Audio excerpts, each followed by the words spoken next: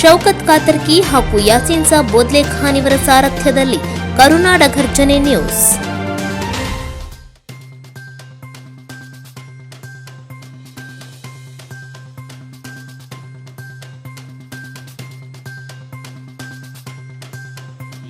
ಎಲ್ಲ ಪತ್ರಿಕಾ ಮಾಧ್ಯಮ ಸ್ವಾಗತಿಸಿ ಈ ಮೌಂಟನ್ ಬೈಕ್ ರಾಜ್ಯ ಮಟ್ಟದ mountain bike cycling track cycling mountain bike ಸೈಕ್ಲಿಂಗನ್ನು ಮುಳುಗುಂದಲ್ಲಿ ಆಯೋಜನೆ ಮಾಡ್ತಾ ಇದ್ದೀವಿ.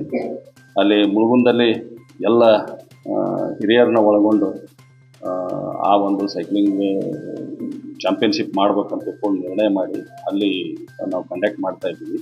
ಅದ್ರ ಜೊತೆಗೆ ಇದು ಸೈಕ್ಲಿಂಗ್ ಅಂದ್ರೆ ಮೊದಲಿಗೆ ಮೌಂಟನ್ ಬೈಕ್, ರೋಡ್ ರೇಸ್ ಮತ್ತು ಟ್ರ್ಯಾಕ್ 3 ವಿಧ ಇರುತ್ತೆ.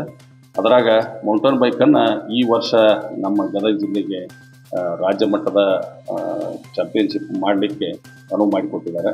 ಅದಕ್ಕಾಗಿ ನಾನು ರಾಜ್ಯ ಸೈಕ್ಲಿಂಗ್ ಸಂಸ್ಥೆಯ ಕಾರ್ಯದರ್ಶಿನೂ ಹೌದು, ಗದಗ ಜಿಲ್ಲೆಯ ಪೋಷಕನಾಗಿ ಇರೋದು ಹೌದು. ನಾನು ಜೊತೆಗೆ ಇದು 21ನೇ ಮೌಂಟನ್ ಬೈಕ್.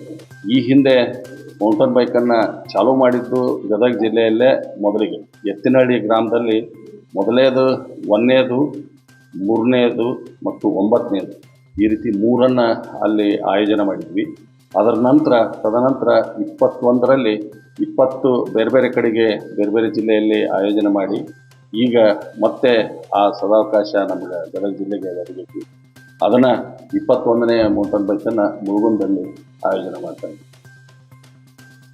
ಸುಮಾರು ಇದರಲ್ಲಿ 120 ಗಂಡು ಹುಡುಗರು ಭಾಗವಹಿಸ್ತಾರೆ.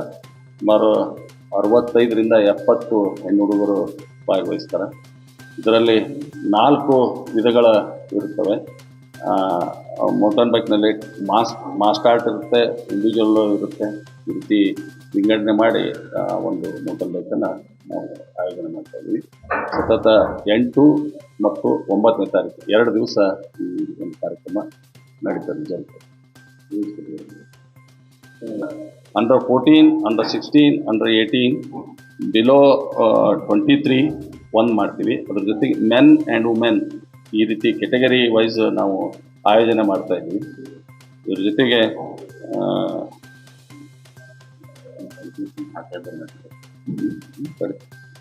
2 ದಿವಸನೂ ನಾವು ಮಾಡಿದಾಗ ಇದರಲ್ಲಿ ಚಾಂಪಿಯನ್ಶಿಪ್ನಲ್ಲಿ ಆಯೋಜನೆ ಮಾಡಿ ಇದ್ರ ಜೊತೆಗೆ ನ್ಯಾಷನಲ್ಗೆ ಹೋಗಲಿಕ್ಕೆ ಇಲ್ಲಿ ಟೀಮನ್ನು ರೆಡಿ ಆಗ್ತದೆ. ಆ ನ್ಯಾಷನಲ್ ಟೀಮ್ ಇಲ್ಲಿಂದ ನಾವು ಸೆಲೆಕ್ಷನ್ ಮಾಡಿ ಮೆರಿಟ್ ಮೇಲಿನ ಸೆಲೆಕ್ಷನ್ ಮಾಡಿ ಅದೇ ಟೀಮು ಮುಂದೆ national ಭಾಗವಹಿಸಲಿಕ್ಕೆ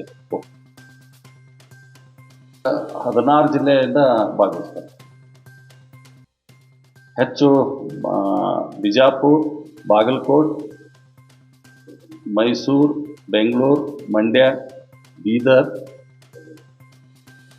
Gadag, Dharwad, Udupi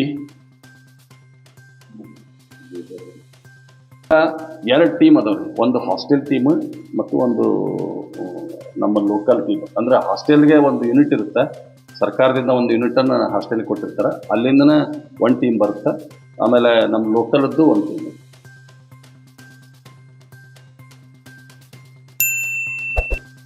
KG news.